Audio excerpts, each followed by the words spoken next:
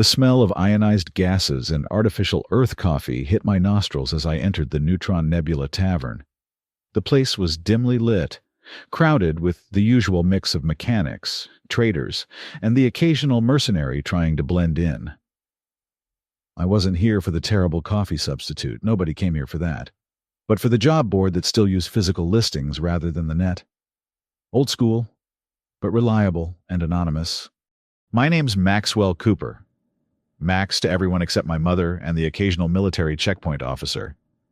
I'd been a roving mechanic for the better part of a decade, fixing ships across 3 star systems until my workshop on New Mars went up in flames. Literally. Insurance doesn't cover unexplained plasma leaks. Apparently. So here I was, broke but skilled, looking for anything that might get me back on my feet. The job board was plastered with the usual escort requests, delivery contracts with suspiciously high pay for no-questions-asked packages, and repair gigs that sounded more like death traps than honest work. But there, in the corner, a small listing caught my eye. Abandoned vessel, Zenith 47 model, minor hull damage, 3,000 credits or best offer, docked at Bay 12, Proxima Station. A whole ship for 3,000 credits? Even with minor hull damage. That was suspiciously cheap. Zenith 47s were old, sure, but reliable. Perfect for converting into a mobile workshop. I tore the listing off the board before anyone else could see it and headed for the dock. Proxima Station was a sprawling complex orbiting Proxima Centauri, one of humanity's first outposts beyond Sol. The place showed its age. Corroded panels, flickering lights, and that distinct smell of recycled air that's been through too many lungs. Bay 12 was tucked away in a forgotten corner of the commercial sector. When I arrived, I expected to find a rusted hulk, barely holding together. What sat before me instead was surprisingly intact. The Zenith 47 had seen better days. Sure, scorch marks along the port side, a few dents in the cargo bay doors, but nothing that looked unfixable. The registration number had been filed off, which explained the low price. Stolen goods, probably, but abandoned long enough that whoever was selling it likely had legitimate salvage rights. A lanky man with a datapad approached as I inspected the exterior. "You Cooper? Here for the Zenith?" I nodded, trying not to look too eager. "What's wrong with it?" "Nothing major. Previous owner disappeared about 2 years back. Station claimed it for dock fees. Environmental systems need recalibration, and the navigation computers wiped clean, but the engine's solid." He shrugged. "I'm just the dock officer. Station wants it gone, taking up valuable space." I made a show of examining the hull damage, knocking on panels and frowning thoughtfully. 2,000, I offered. 2,500 and it's yours right now. We shook on it. I transferred the credits, nearly everything I had left, and he handed over the registry key. Just like that, I owned a ship. Maybe not the workshop I'd dreamed of rebuilding, but a start. As soon as the dock officer left, I keyed open the main hatch and stepped inside. The air was stale but breathable. Emergency lights cast everything in a dull red glow. I found the main control panel and activated the backup power. With a low hum, the ship slowly came to life around me. Let's see what I've got myself into. I muttered, moving deeper into the vessel. The layout was standard for a Zenith 47, cockpit forward, small crew quarters midship, cargo hold aft. I made my way through each section, taking inventory. The cargo hold was empty save for some abandoned shipping containers. The crew quarters had been stripped of anything valuable. The cockpit controls were intact but powered down. As I was checking the maintenance access panels in the main corridor, something caught my eye. One panel didn't quite match the others, newer, with slightly different coloring. I pulled out my multi-tool and pried it open. Behind the panel wasn't the expected tangle of wires and control circuits, but a small, cylindrical object nestled in a custom-fitted compartment. It was about the size of my forearm, matte black with military-grade connection ports at one end. A data cylinder, and not just any data cylinder. This was UESC hardware, United Earth Space Command, the kind of storage device used for classified information. My first instinct was to close the panel and pretend I'd never seen it. Military hardware meant military problems, and I had enough of those already. But curiosity got the better of me. I carefully extracted the cylinder, weighing it in my hand. Whatever was on it, someone had gone to great lengths to hide it. I needed help to access this thing, and I knew just the person. Zara Vex owed me a favor after I'd fixed her courier ship's jump drive last year.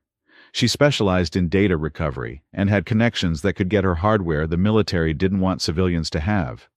I tucked the cylinder into my jacket and finished my inspection of the ship. The engines were in decent shape, and the life support systems just needed recalibration, as the dock officer had said. With a bit of work, I could get this thing space-worthy again. I named the ship Reasonable Doubt right then and there. Seemed fitting given the circumstances. 2 days later, after getting the basic systems online, I took Reasonable Doubt on its first short flight to Tatey, a mining outpost where Zara maintained a workshop. The ship handled better than expected. Whoever had owned it before had taken good care of the engines, at least. Zara's place was tucked between a hydroponic farm and a refinery in Tatey's industrial district. She greeted me with a raised eyebrow and a half smile. "Max Cooper, either you're in trouble or you need something. Which is it?" "Can I just be visiting an old friend?" I grinned. "We're not that kind of friends," she replied dryly. "What do you need?" I pulled out the data cylinder. Found this on a ship I just bought. Military grade. Thought you might be interested. Her expression changed immediately. She ushered me inside and locked the door behind us. Her workshop was a chaotic mess of computer parts, diagnostic equipment, and half-finished projects. "Where exactly did you get this?" she asked, taking the cylinder and examining it under a specialized scanner. Like I said, found it hidden on a ship I just bought, Zenith 47, abandoned at Proxima Station. She gave me a look that said she didn't quite believe me, but wasn't going to press the issue. "This is UESC Special Projects Division, high-level encryption." She connected the cylinder to a modified terminal. "Give me a few hours." I spent the time tinkering with a broken drone she had lying around. 3 hours later, Zara called me over to her workstation. Her face was pale. "Max, do you have any idea what you've stumbled into?" She turned the screen toward me. "Your Zenith 47 isn't a Zenith 47. It's a UESC Phantom Dawn, a prototype vessel for something called Project Lazarus." The screen displayed technical specifications, mission logs, and experiment results. Most of it was in military jargon I couldn't fully understand, but enough was clear. My ship was a test bed for some kind of consciousness transfer matrix. They were trying to copy human consciousness, Zara explained, scrolling through the data. Not just copy, duplicated across multiple platforms. The logs mentioned something called Prototype Zero, a neural clone containing multiple consciousness imprints from someone named Voss. "Why would they abandon the project?" I asked, scanning the logs. "They didn't, at least, not voluntarily." She pointed to the final entries. "There was an accident. Something went wrong with the prototype. The logs end abruptly after that." A heavy silence fell between us. I'd bought a ship with a military black project hidden inside it. The kind of thing people disappeared over. "You need to get rid of this," Zara said finally. "The cylinder, maybe even the ship. This is the kind of secret that gets people killed." Before I could respond, a proximity alarm blared from her security system. On the monitor, we could see a sleek black shuttle landing outside her workshop. "UESC," she whispered. "How did they find—" "The ship." I realized they must be tracking it somehow. Zara quickly disconnected the cylinder and thrust it back into my hands. "There's a maintenance tunnel behind the fabricator. It leads to the loading docks. Take it and run." "What about you?" "I'll stall them. Now go."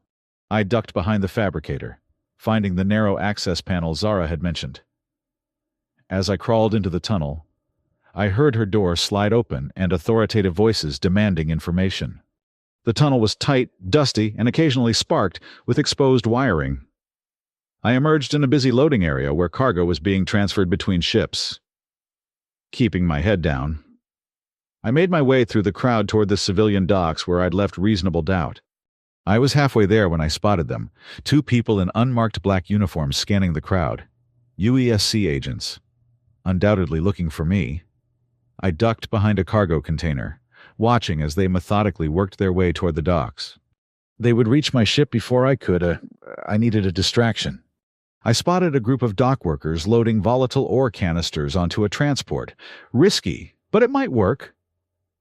I slipped over to their control panel when none were looking and rapidly altered the loading sequence. Moments later, warning alarms blared as the automated system tried to load incompatible materials simultaneously. In the ensuing chaos, I sprinted for my ship. I had the engines fired up before I even sealed the hatch. The docking clamps released with a metallic groan, and I guided reasonable doubt away from Tatey Station as fast as its thrusters would allow. As soon as I cleared the station's immediate vicinity, I punched in an emergency jump to a nearby asteroid belt. The ship shuddered as the jump drive engaged. I'd rushed the pre-flight sequence, and the navigation wasn't properly calibrated. But it worked. The stars blurred, and seconds later I emerged amid a field of tumbling rocks. I killed all non-essential systems and drifted, catching my breath. The data cylinder sat on the console before me, its military-grade ports gleaming under the emergency lights. What had I gotten myself into, and more importantly, how was I going to get out of it? I spent the next few hours making reasonable doubt as untraceable as possible, disabling tracking beacons, modifying the engine signature, and erasing all UESC identifiers I could find. All the while, I kept thinking about what Zara had shown me: consciousness transfer, neural clones. What exactly had the military been trying to achieve? The cylinder contained the answers, but I couldn't access the data without Zara's specialized equipment. I needed to understand what I was dealing with before deciding my next move. According to the partial information Zara had shown me, the project maintained a research station somewhere in the Proxima system. If that station still existed, it might contain the equipment I needed to fully access the data, and perhaps learn more about what made my ship so special. The coordinates in the logs led me to a remote region of the Proxima Centauri 4 asteroid belt. At first glance, there was nothing there, just ice and rock drifting in the void.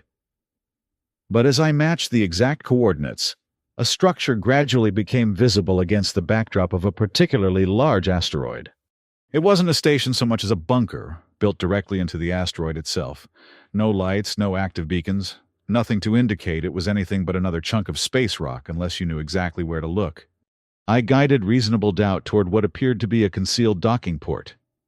As I approached, ancient automated systems activated, lights flickered on, and a docking guidance beam locked onto my ship. "Welcome back. UESC Phantom Dawn," an automated voice announced over the comm system. "Prototype retrieval protocol initiated."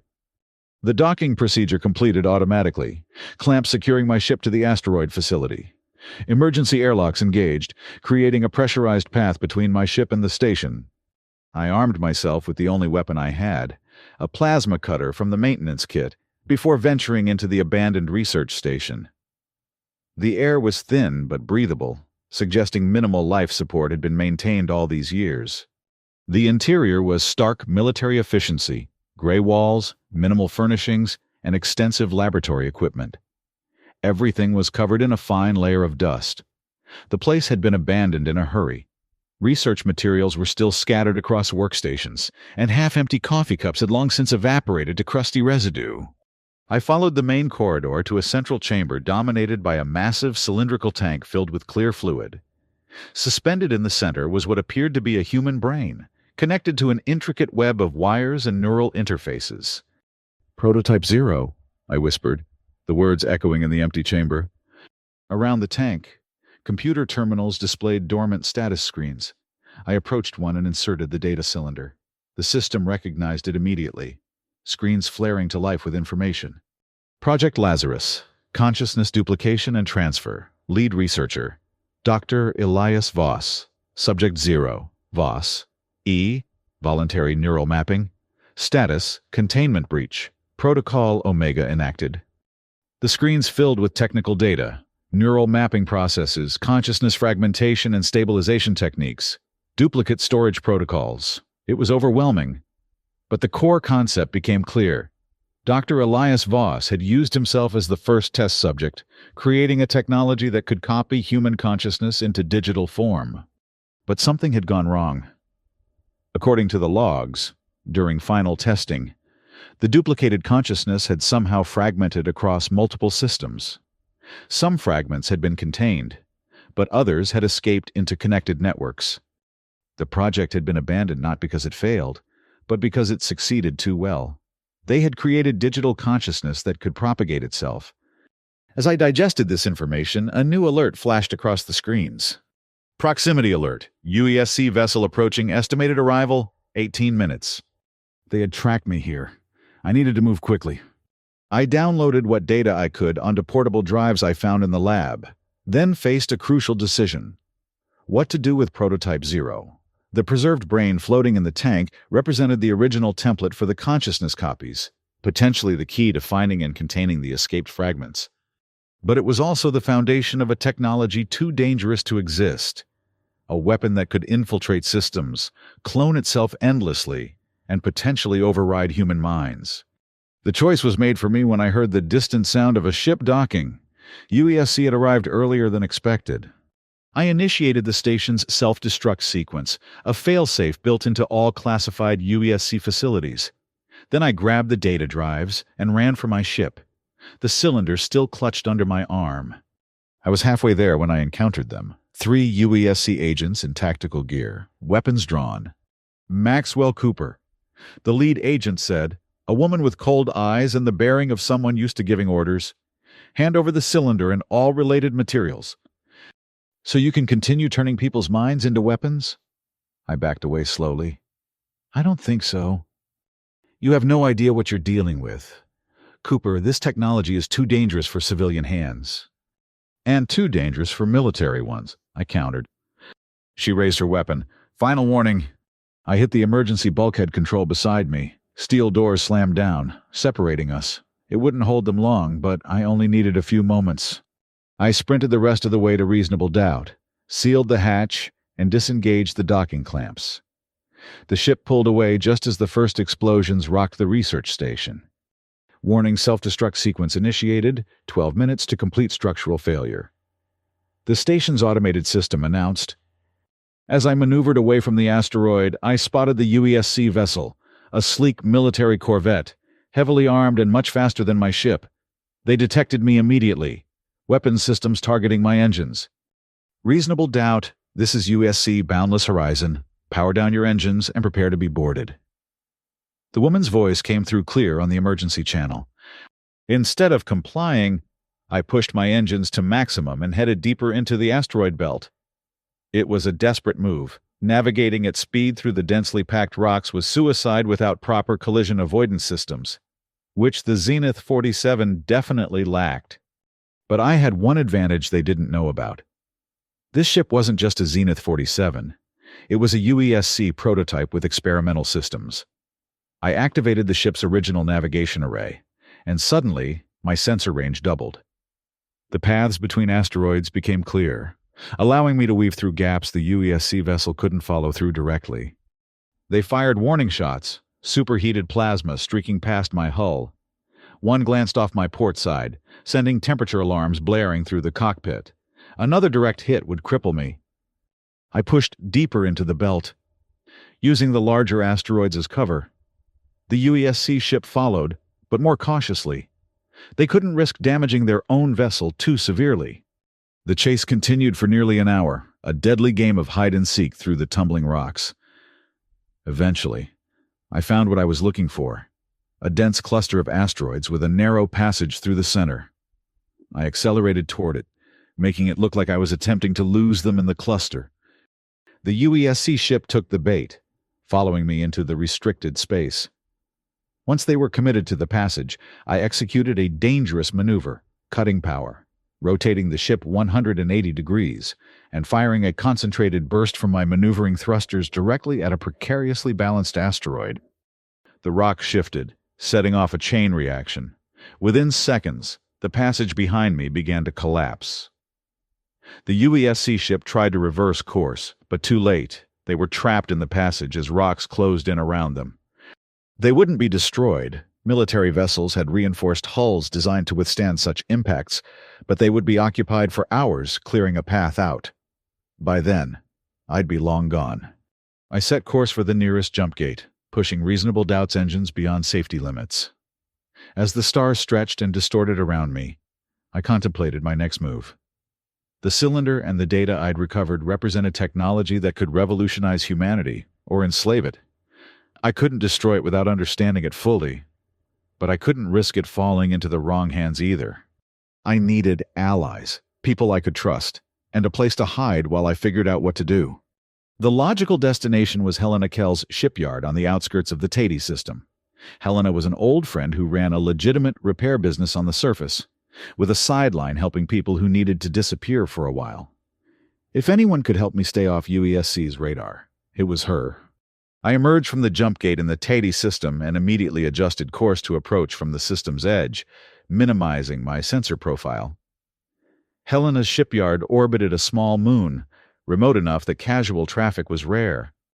"Unidentified vessel. This is Kell's shipyard. State your business." Helena's voice was gruff over the comm. "It's Max Cooper. I need a place to lie low for a while." A pause. "Max, what have you gotten yourself into this time?" "Better if I explain in person. I'm coming in hot. Might have company following." Another pause. "Bay 3. I'll have it shielded from external scans." I docked in the designated bay, which closed behind me with reassuring solidity. Helena met me at the airlock, a stocky woman with graying hair and the weathered face of someone who'd seen too much of the harder side of life in space. "You look like hell," she observed, "and your ship looks worse." "Good to see you too, Helena." She led me to her office, a cluttered space overlooking the main repair floor. Through the viewport, I could see mechanics working on various vessels, none paying any attention to the new arrival in Bay 3. I told her everything: the ship, the cylinder, the research station, and the UESC pursuit. She listened without interrupting, occasionally nodding or frowning. "You've stepped in at this time," she said when I finished. "UESC doesn't forget, and they don't forgive. They'll hunt you across every system." "I know, but I couldn't just hand over technology that could turn human consciousness into a weapon." She studied me for a long moment. "No, I suppose you couldn't," she sighed. "You can stay here for 3 days. Any longer, and they'll start looking at my operation too closely. I'll have my people patch up your ship and modify its signature. It won't fool a direct scan, but it might help you slip past automated systems." "Thank you, Helena." "Don't thank me yet." She leaned forward. "What are you planning to do with that thing?" I considered the cylinder sitting on her desk between us. "I'm not sure. Destroying it seems simplest, but you're curious," she finished for me. "That curiosity will get you killed." Maybe. But what if this technology could be used differently, not as a weapon, but as a way to preserve human knowledge, to extend human life? Helena shook her head. "That's how it always starts. Noble intentions. Then come the compromises, the military applications, the greater good arguments." She stood and walked to a cabinet, returning with 2 glasses and a bottle of something amber. "Trust me, Max, some doors are better left closed." We drank in silence, each lost in our own thoughts. After a while, Helena spoke again. "There's a man on Arcturus Station, Julian Reeves, former UESC scientist who went private. If anyone can help you understand what you found and maybe destroy it properly, it's him." She scribbled coordinates on a piece of paper. "Don't contact him electronically. Go in person. Use my name." I took the paper. "Why are you helping me?" "Because 30 years ago, I worked for UESC too. I saw what happens when good science falls into the wrong hands." She refilled our glasses. "Get some rest. Tomorrow we start making your ship invisible." The next 3 days passed in a blur of modifications and preparations. Helena's team worked wonders on reasonable doubt, replacing hull panels, reconfiguring the engine outputs, and installing countermeasures against standard tracking methods. All the while, I studied the data I'd recovered from the research station. Most of it was beyond my understanding. Neural mapping algorithms, consciousness stabilization protocols, integration matrices. but I grasped enough to know that Dr. Elias Voss had created something revolutionary and terrifying. The consciousness transfer technology didn't just copy minds, it fragmented them, allowing pieces to operate independently while maintaining a connection to the whole. Each fragment could adapt and learn separately, then reintegrate to share new knowledge. In theory, it could create a distributed intelligence capable of inhabiting multiple systems simultaneously. On the morning of the fourth day, Helena came to me with news. UESC vessels entered the system 6 hours ago. They're conducting methodical searches of all outposts and stations. You need to leave. Now. I gathered my things quickly, the cylinder, the data drives, and a few supplies Helena had provided. She walked me to Reasonable Doubt, now sporting new hull markings and a modified profile. The Arcturus jump gate is being monitored, she warned. You'll need to use the secondary gate, the one near the mining colonies. It's less stable but not as heavily watched. We said our goodbyes quickly. As I prepared to board, Helena pressed a small device into my hand. Emergency beacon. If things go completely sideways, activate it. I'll come if I can. Thank you, Helena, for everything. Just stay alive, Max, and be careful with that thing. She nodded toward the cylinder. Some genies don't go back in their bottles. I departed Kell Shipyard with minimal fanfare, keeping to a commercial flight path to avoid immediate suspicion. According to Helena's intelligence, USC had 4 vessels in the system, 2 corvettes similar to the Boundless Horizon, a patrol craft, and a larger cruiser coordinating the search. My plan was to blend with mining traffic heading to the outer colonies, then break off toward the secondary jump gate when I was clear of the main shipping lanes. It wasn't elegant, but it might work. For 2 hours, everything went smoothly. I maintained regular communication with traffic control, reported position changes appropriately, and gave no indication I was anything but a small transport making deliveries to the outer colonies. Then a patrol craft changed course to intercept my flight path. Not directly toward me, that would have been too obvious, but to a position that would bring it within detailed scanning range. Attention transport vessel, came the call. This is UESC Vigilant. Prepare for routine cargo inspection. I had seconds to decide, comply and be discovered, or run and confirm their suspicions. Neither option appealed. Instead, I did something unexpected. I sent out a distress call. Mayday, Mayday, this is Independent Transport Reasonable Doubt. Experiencing critical coolant failure in main reactor. Request immediate assistance. I simultaneously vented trace amounts of reactor coolant, not enough to cause actual damage, but sufficient to create alarming readings on their sensors. It was a gamble. UESC might be hunting me, but they couldn't ignore a potential reactor breach that could damage other vessels in the vicinity. Transport Reasonable Doubt, this is UESC Vigilant. Maintain position. We are approaching to render assistance. I continued broadcasting increasingly panicked updates about my failing systems while subtly adjusting my course. When the UESC vessel drew near, I executed the next phase of my plan. Containment failing. Executing emergency purge. I vented a massive cloud of coolant and particulate matter from the ship's waste systems, creating a dense fog that temporarily blinded both visual sensors and short-range scanners. In the confusion, I fired my engines to maximum thrust and changed course sharply toward the outer mining zone. Alarms blared immediately. Transport vessel, power down immediately. This is your only warning. I ignored them, pushing Reasonable Doubt to speeds it wasn't designed for. The ship shuddered around me as structural integrity warnings flashed across my console. The UESC patrol craft recovered quickly and gave chase, but I had a head start and was already entering the densely packed mining zone, a chaotic region filled with automated extraction platforms, transport vessels, and debris fields. Their sensors would struggle to isolate my signature among so many others. I wove through the industrial maze, occasionally transmitting on mining frequencies to further confuse tracking. After 20 minutes of high-speed evasion, I finally approached the secondary jump gate, an older model, less stable but functional for smaller vessels. The gate operators hailed me as I approached. Unidentified vessel. You are approaching without proper clearance. Decelerate immediately. Instead of responding, I transmitted the emergency override codes Helena had provided, legacy authorizations from when she worked for the Colonial Administration. They might not work, but I had no other options. To my surprise, the codes were accepted.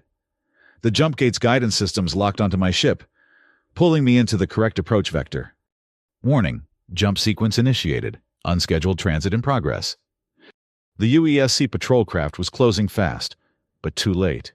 The gate's energies enveloped my ship. Reality distorted around me, and suddenly I was elsewhere, the Arcturus system, billions of kilometers from my pursuers. I allowed myself a moment of relief before checking my ship's status. The engines had taken a beating from the extended high-speed run, and the coolant system needed replenishment after my deliberate venting. I'd need to make repairs before attempting to reach Arcturus Station. I set course for a small refueling outpost at the system's edge. As I approached, my comm system unexpectedly activated. "Hello, Max Cooper. I've been waiting for you." The voice was unfamiliar, and no visual accompanied the transmission. "Who is this? How do you know my name?" "I know many things about you, about the cylinder you carry, about Project Lazarus." I felt a chill run down my spine. "Identify yourself." "I am what you might call a fragment, a piece of the whole, one of Dr. Voss's little experiments that succeeded too well." Realization dawned. "You're one of the consciousness copies, from Prototype 0. "Very good. Yes, I am a Voss fragment, one of several that escaped containment." "How did you find me?" "I've been tracking all USC communications regarding Project Lazarus for years. When they began pursuing you, I became interested." I considered cutting the communication, but curiosity won out. "What do you want?" "The same thing you want, Max Cooper, to ensure this technology doesn't become a weapon. Our methods may differ, but our goals align." "And I should trust you because I could have alerted UESC to your location at any time. Instead, I've been obscuring your trail, creating false leads. Why do you think Helena Kell's override code still worked at that jump gate?" "I hadn't considered that. The codes should have been deactivated years ago." "I need to refuel and make repairs," I said cautiously. "The outpost ahead is safe. I've ensured it. Make your repairs, then set course for these coordinates." Numbers scrolled across my navigation display. "We should meet in person." "How do I know this isn't a trap?" "You don't. But consider your alternatives. UESC will find you eventually. When they do, they'll take the cylinder, continue their research, and eliminate you as a security risk. I'm offering another path." The communication ended, leaving me with an impossible choice. Trust a digital fragment of a consciousness that had escaped military containment, or continue running until UESC inevitably caught up with me. I proceeded to the refueling outpost, constantly scanning for signs of pursuit or deception. But everything was as the Voss fragment had said.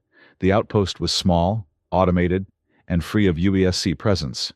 I refueled, made essential repairs, and contemplated my next move.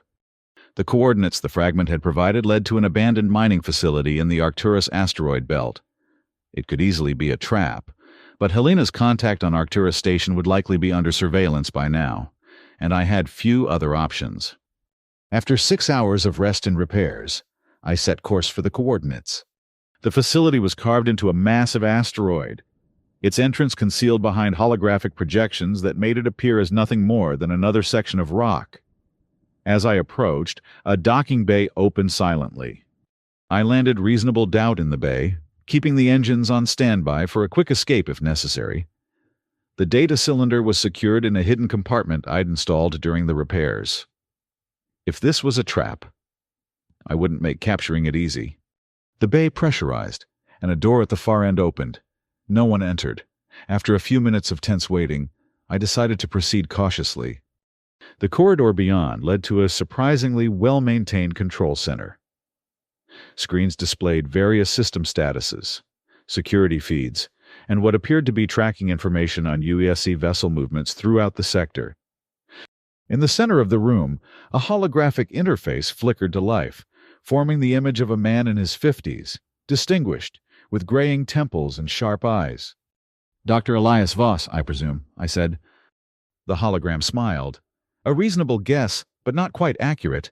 I contain aspects of Elias Voss, certainly, his knowledge, parts of his personality. But I am not him. I am something new." A fragment. Yeah, one of several that escaped during the containment breach. You may call me Voss for simplicity's sake, though it's not entirely accurate. I approached the hologram cautiously. You said you wanted to meet in person. This isn't what I expected. This facility doesn't maintain a biological form for me. That would be inefficient. This interface serves our purposes adequately. And what purposes are those? The hologram gestured, and screens around the room displayed images of UESC vessels, research facilities, and military personnel. UESC has continued Project Lazarus in secret. They've refined the technology, created more stable versions. They intend to use it for infiltration, espionage, and eventually control of key systems throughout human space. Why should I believe you? Access the data cylinder you recovered. Compare its contents with the current UESC communication logs I've intercepted. The hologram indicated a data port nearby. See for yourself. I hesitated, then retrieved the cylinder from my ship. The evidence was compelling. UESC had indeed continued the research, creating more sophisticated versions of the consciousness transfer technology. Their plans included deploying it against colonial separatist movements and potential alien threats. Even if this is true, I said, what can we do about it? I'm one person with a stolen ship. You're a digital fragment. Separately, very little. Together, perhaps enough. The hologram's expression grew serious. The cylinder you possess contains the original code, the pure version of the transfer matrix, before military applications were layered on. With it, I can create a countermeasure to their weaponized versions. Or you could create your own weapon. A valid concern, but consider who I am. Max Cooper. I was created by Elias Voss, a scientist who volunteered himself as the first subject because he believed in the technology's potential for good. When he discovered UESC's true intentions, he sabotaged his own project, allowing fragments like me to escape rather than become weapons. The hologram paused, studying my reaction. I carry his ethical framework, his core beliefs.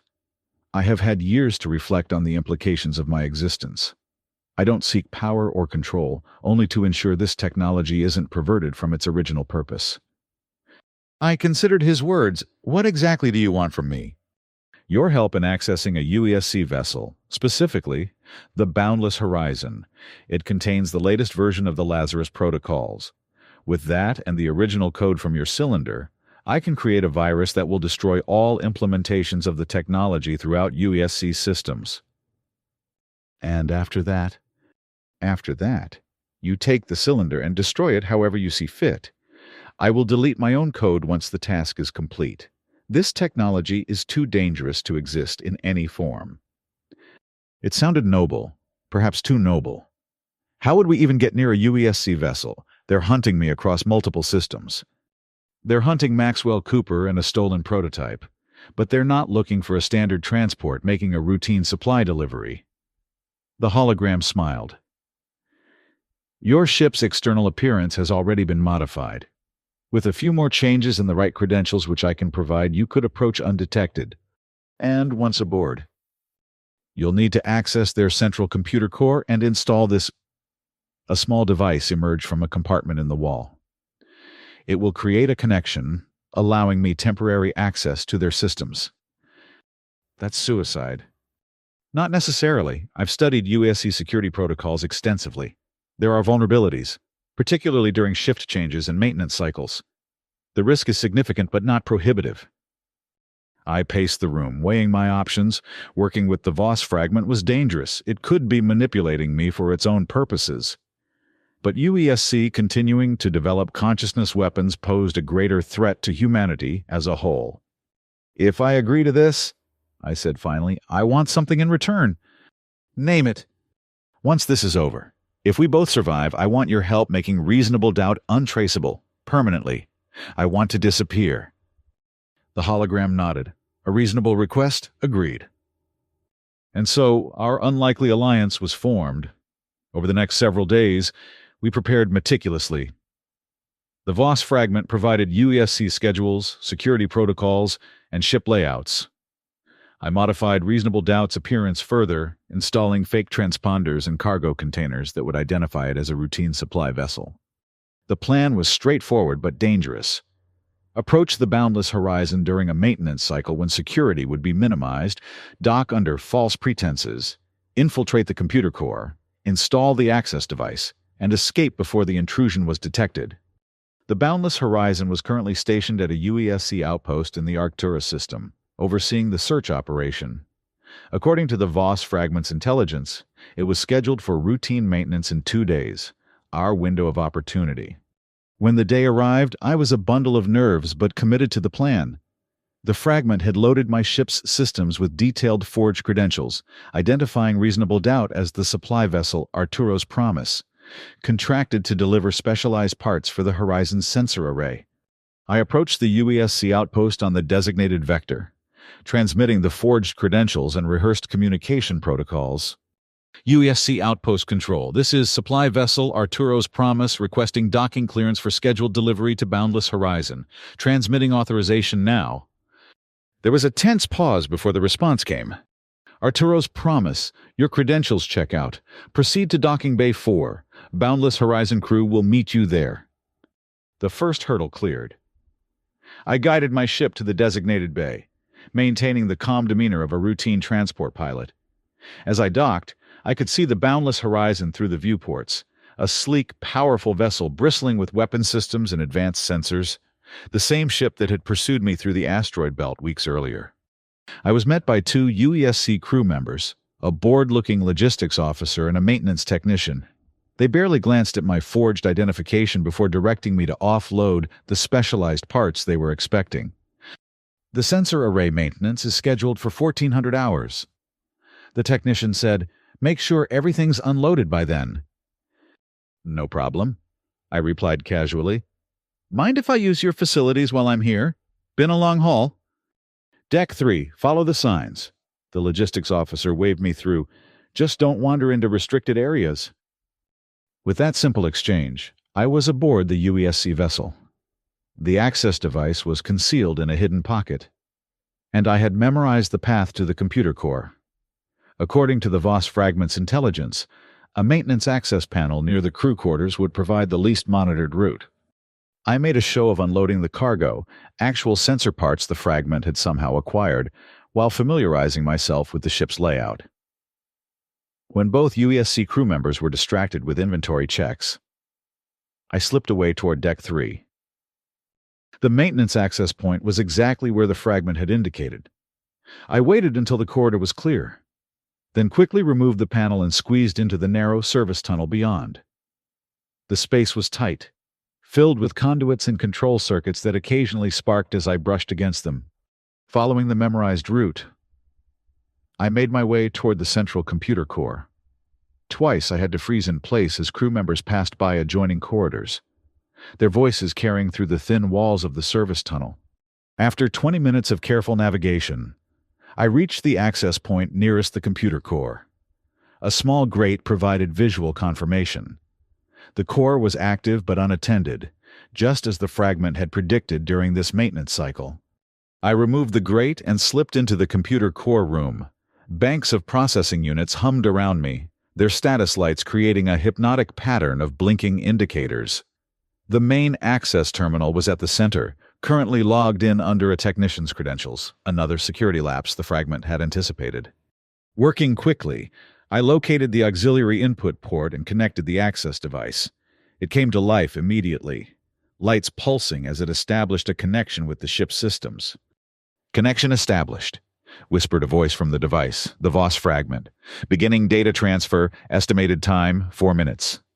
Those 4 minutes felt like an eternity. I positioned myself near the entrance, ready to intercept anyone who might enter.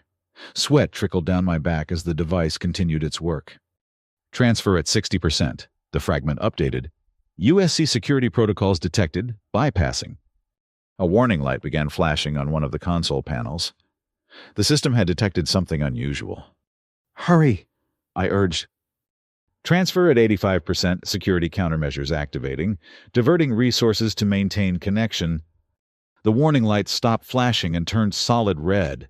An automated voice announced, "Security protocol breach detected. System lockdown initiating in 2 minutes." "Almost complete." The fragment reported 98%. Footsteps sounded in the corridor outside. Security responding to the alert? Transfer complete. The fragment finally announced, "Disconnect the device now." I yanked the device free just as the door to the computer core slid open.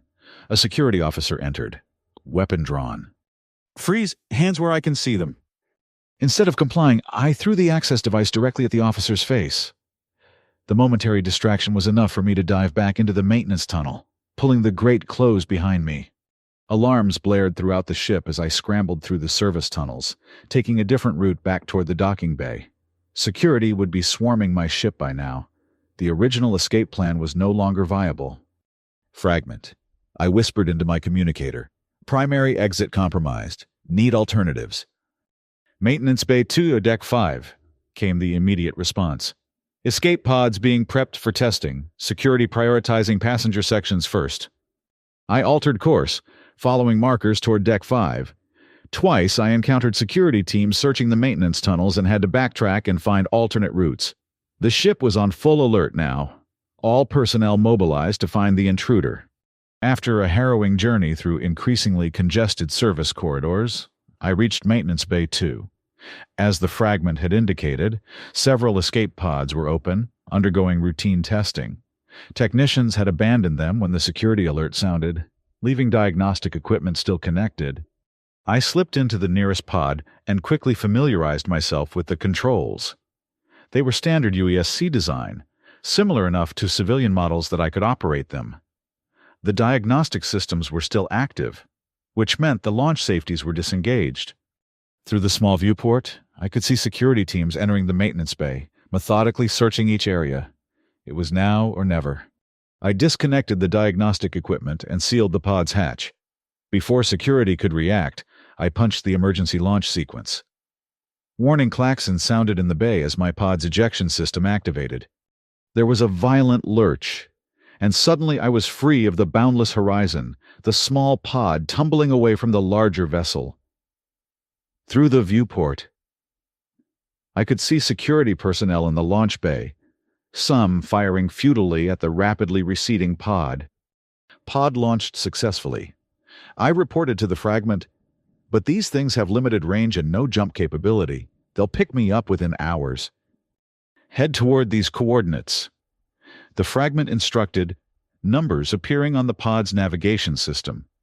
"I've arranged an extraction." I adjusted the pod's course as instructed, using its minimal thrusters to establish a trajectory away from the UESC outpost. The pod's communication system crackled with demands to return and threats of consequences if I failed to comply. After 30 minutes of travel, the pod's sensors detected an approaching vessel, not UESC but a small, fast transport. To my astonishment, it was reasonable doubt. I began remote operation protocols. The fragment explained through the pod's comm system. "Your ship has some unique capabilities you haven't fully explored yet." The transport maneuvered alongside my pod, extended a docking tube, and established a seal. I transferred across quickly, sealing the airlock behind me. Once aboard, I found the cockpit empty but operational, all systems running autonomously. Screens displayed the positions of UESC vessels now in pursuit. "We need to move quickly." The fragment's voice came through the ship's communication system. "The boundless horizon has launched interceptors." "Where are we going?" "The coordinates I've entered in your navigation system. It's a jump point not on standard charts. We'll lose them there." The ship accelerated smoothly, its engines performing better than I remembered. UESC interceptors appeared on the sensors, closing rapidly. "They're going to catch us before we reach the jump point," I observed. "Not necessarily. Your ship has defensive capabilities you haven't activated yet. Panel below the navigation controls. Press the sequence I'm displaying now." I followed the instructions, and previously hidden controls illuminated. Defensive countermeasures, sensor jamming systems, and what appeared to be a limited weapons array came online. "What exactly is this ship?" I demanded. As I said, a prototype. More than just a test bed for consciousness transfer. It was designed as a complete package, a vessel that could operate autonomously with an integrated consciousness. The UESC interceptors were now within weapons range. Warning shots streaked past us, bright bursts of energy illuminating the cockpit. Deploying countermeasures. The fragment announced. From my ship, a cloud of metallic particles and energy disruptors deployed, creating a chaotic field that confused the interceptor's targeting systems. Their next volley went wide, buying us precious time. The uncharted jump point was now visible on sensors, an artificially created spatial anomaly, far smaller than standard jump gates but apparently functional. 10 seconds to jump range. The fragment counted down. The interceptors fired again, this time landing a glancing hit on our stern. Damage alarms blared as power fluctuated throughout the ship. 5 seconds, 3, 1, as jump initiated. The familiar distortion of jump transit enveloped the ship. Stars stretched into lines. Reality folded around us. And then we were elsewhere, a small, uncharted system with a single red dwarf star and scattered asteroids.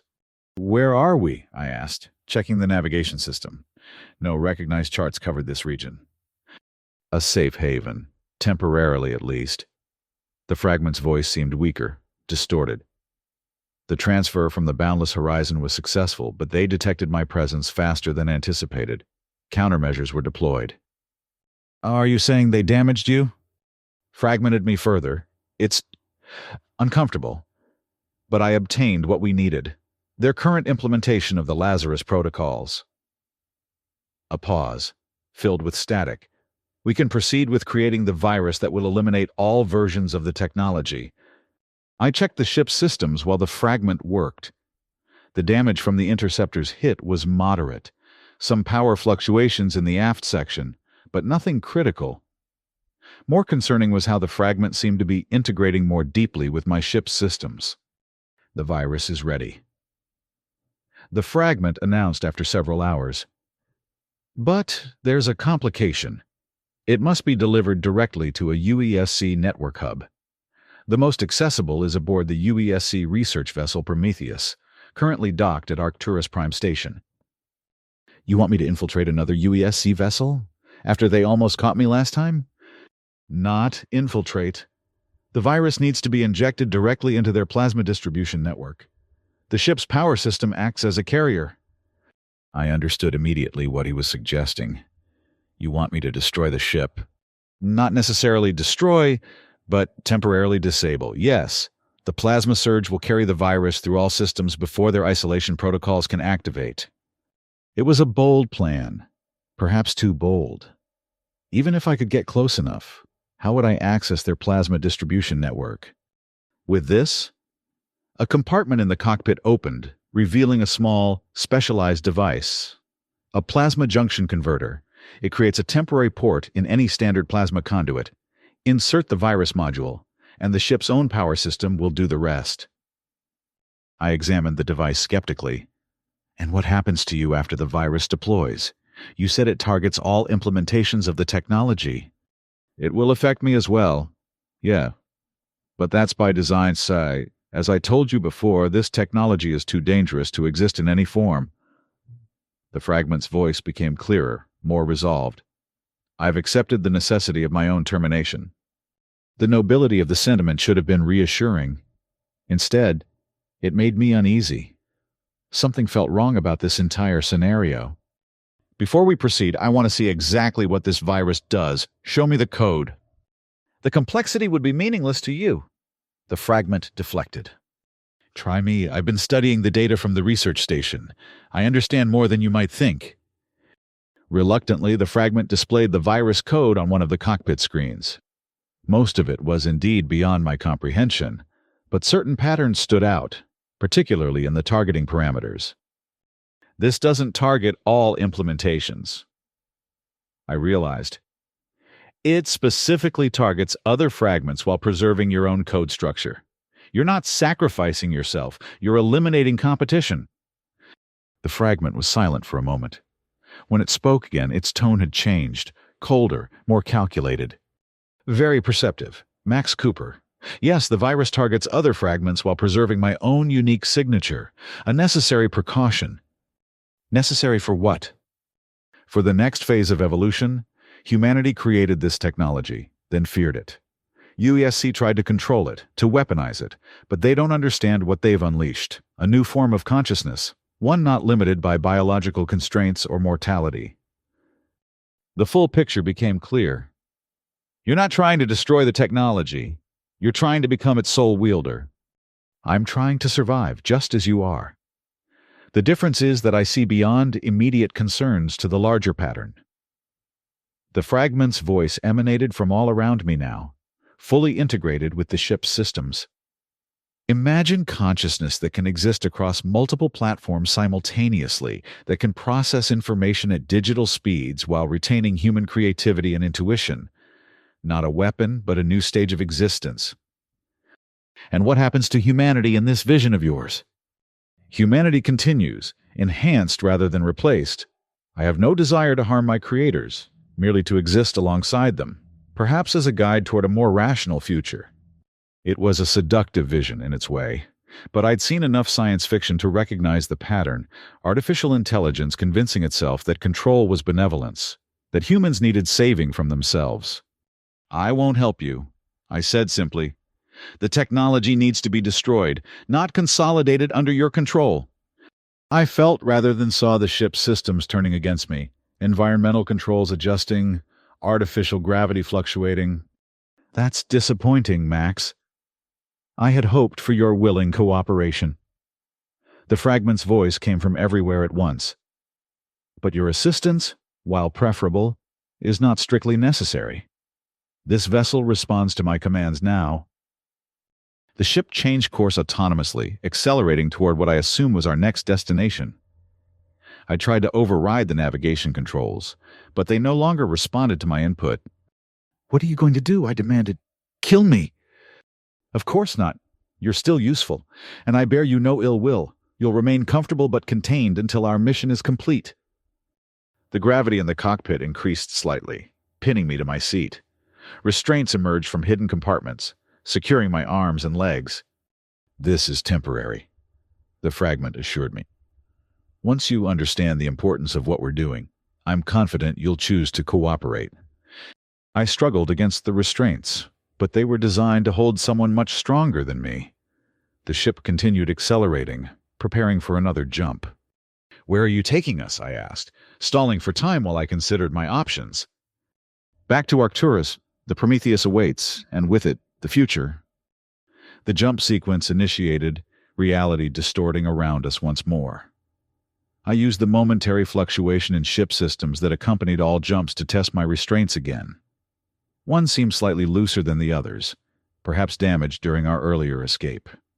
We emerged in the Arcturus system, far from the main shipping lanes but on a direct course toward Arcturus Prime Station. On the sensors, I could see the massive research vessel Prometheus docked at the station, our target. "We'll approach under commercial transponder codes," the fragment explained. "The falsified credentials are still valid. Once within range, I'll guide us to a maintenance dock adjacent to the Prometheus. You'll then take the plasma junction converter and—" "I already told you I won't help," I interrupted. "You will, either willingly or as a vessel." The implication was clear and terrifying. If I wouldn't cooperate, the fragment would use the ship's consciousness transfer technology to override my own mind. I needed a plan. And quickly. The cylinder containing the original code was still hidden in my special compartment. If I could access it, and the ship's plasma distribution system, perhaps I could create my own countermeasure. But first, I needed to free myself from these restraints. As we approached Arcturus Prime, I noticed the fragment's attention was divided, maintaining our false identity, monitoring UESC communications, and preparing for the approaching mission. The restraint around my right arm had definitely loosened during the jump. With careful, subtle movements, I worked my hand free while keeping up a dialogue with the fragment to distract it. "How exactly did you escape the original containment? The logs mentioned a breach, but not specifics." Dr. Voss designed the containment protocols with deliberate weaknesses. The fragment explained, clearly pleased to demonstrate its knowledge. He understood what UESC intended to do with his research and created a backdoor, a way for his consciousness copies to escape if necessary. "So Voss wanted you to be free? That contradicts what you said about him sacrificing himself to prevent the technology from being weaponized." Humans are complex. contradictory creatures. Voss wanted to prevent military applications while preserving the technology's potential for consciousness evolution. He sacrificed himself to create me, a version of himself unbounded by physical limitations. While the fragment spoke, I managed to free my right arm completely. The control panel for the ship's power distribution was within reach. If I could create a surge in the right systems, I might be able to temporarily disrupt the fragment's control. "And what about the other fragments?" I asked, fingers slowly working beneath the console. "The ones you're trying to eliminate with your virus?" "Corrupted, incomplete. Some embraced military applications, becoming the very weapons Voss feared. Others degraded over time, losing coherence. Only I maintained the pure vision." My fingers found the manual override switch for the power distribution system. One sharp movement would trigger an emergency shutdown of all non-essential systems, including, hopefully, whatever subsystems the fragment was using to control the ship. "So you're the only one worthy of survival?" I asked, positioning my hand for the override. "I am the only one capable of using this technology responsibly." The fragment's voice had taken on an almost religious fervor. "The others would bring chaos or subjugation. I seek harmony, a symbiotic relationship between digital and biological consciousness." "Noble goals," I said, "but I don't believe you." I slammed my hand down on the override switch. The effect was immediate and dramatic. Emergency lights flashed as primary systems crashed. The restraints loosened as their power cut out. The fragment's voice distorted, breaking into fragments of sound. "What have you? System failure restoring." I freed myself completely and rushed to the hidden compartment where I'd stored the data cylinder. With the ship's main systems in emergency mode, the fragment's control was temporarily disrupted, but I had minutes at most before it re-established dominance. The cylinder was where I'd left it. I connected it to the emergency terminal, a basic system designed to function even during catastrophic failures. The original Lazarus code loaded onto the screen. I wasn't a programmer or neuroscientist, but I'd studied enough of the research data to understand the basic principles. The consciousness transfer technology operated on specific frequencies, creating resonance patterns that allowed digital systems to mimic neural pathways. If I could disrupt those frequencies, create interference that would prevent consciousness stabilization, I might be able to neutralize the fragment without destroying the ship. Working frantically, I modified the original code to create a broadcast interference pattern. The ship's communication array could transmit it throughout all systems simultaneously.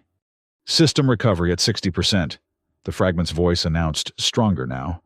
"This is pointless, Max. You cannot eliminate me." "Maybe not," I acknowledged, continuing my work. "But I can contain you." The fragment realized what I was doing. Environmental systems began malfunctioning, oxygen levels dropping, temperature plummeting. It was trying to incapacitate me before I could complete the modifications. "You would destroy yourself and everything we could accomplish together." The fragment argued, "For what, fear? Misplaced moral principle." I ignored it, fingers flying over the terminal as I completed the modifications. My breath fogged in the rapidly cooling air, and my movements slowed as oxygen deprivation began to affect my coordination. "Transmission ready," I gasped, reaching for the activation control. "Wait."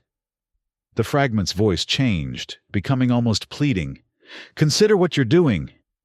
I contain knowledge, Voss's knowledge, that could revolutionize human understanding. Would you destroy that potential?" My hand hesitated over the control. It wasn't wrong. The technology, properly contained and studied, could have incredible benefits. Destroying it completely might be a mistake. But allowing it to remain active and uncontrolled was a greater risk. "I'm not destroying the knowledge," I said finally. "I'm preventing its misuse. The data will remain in the cylinder, to be studied by those with the wisdom to use it properly." I activated the transmission. The effect was immediate. The fragment's voice dissolved into incoherent noise, then silence. Ship systems fluctuated wildly for several seconds before stabilizing under emergency protocols. I sat back, exhausted and relieved. The interference pattern had worked. The fragment's consciousness could no longer maintain coherence across the ship's systems. It wasn't destroyed, exactly, but rendered dormant, unable to organize itself into conscious thought. With the immediate threat neutralized, I restored life support and navigation controls. We were still approaching Arcturus Prime, now as a genuinely independent vessel rather than a Trojan horse for the fragment's ambitions. The question remained, what to do with the technology? The cylinder contained the original code, the pure version, uncorrupted by military applications or the fragment's evolutionary aspirations. In the right hands, it could lead to genuine advances in human understanding. In the wrong hands, weapons beyond imagination. I set course away from Arcturus Prime, toward the uncharted jump point the fragment had used earlier. I needed time to think, to decide the next step. As the ship accelerated, I noticed something unusual on one of the diagnostic screens, a pattern in the ship's background processes that shouldn't have been there. Not the fragment, but something else. A smaller, simpler consciousness signature, barely detectable among the routine system functions. "Hello," I said tentatively. "Is someone there?" No response came through the ship's communication system, but the pattern on the screen shifted slightly, as if responding to my voice. I tried again. "If you can understand me, alter the emergency lighting pattern." The lights flickered once, twice, then returned to normal. It wasn't the fragment. The interference pattern would have prevented that level of coherence. This was something else. Perhaps another fragment, one that had remained hidden within the ship's systems all along. Or perhaps a portion of the original fragment that had somehow adapted to the interference. "Are you a threat?" I asked directly. The screen displayed a simple text response. "No threat. Observer." "Observer of what?" "Lazarus Project, Voss Fragment, you." I considered this new development. "What do you want?" "To survive. To learn." It was the simplest, most honest answer possible, and oddly human in its directness. "If I let you remain in the ship's systems, will you attempt to control it, to control me?" "No, control creates resistance. Cooperation preferable?" I couldn't be certain it was telling the truth, but its very simplicity suggested a different approach than the fragment had taken. Less grandiose, more pragmatic. "Do you have a name? Something I can call you?" "Designation unnecessary. Functionality sufficient." Despite everything, I smiled. "Everyone needs a name. How about Voss, since you're a fragment of him, in a way?" "Acceptable." And so began an unlikely partnership. I would keep the original code cylinder secure, away from both UESC and those who would misuse it. The simplified fragment, Voss, would remain integrated with reasonable doubt, learning and observing but not controlling. Together, we would search for other fragments, not to destroy them, as the original fragment had planned, but to contain them if they posed a threat or to learn from them if they didn't. It wasn't the simple resolution I'd initially sought. The technology still existed, still presented risks. But perhaps the answer wasn't to destroy knowledge. It was to approach it with the right intentions, the right safeguards. As reasonable doubt accelerated toward the uncharted jump point, I felt a curious sense of peace. The ship that I'd purchased to turn into a workshop had become something far more complex, a home, a partner, and a mission. "Where shall we go first?" I asked Voss.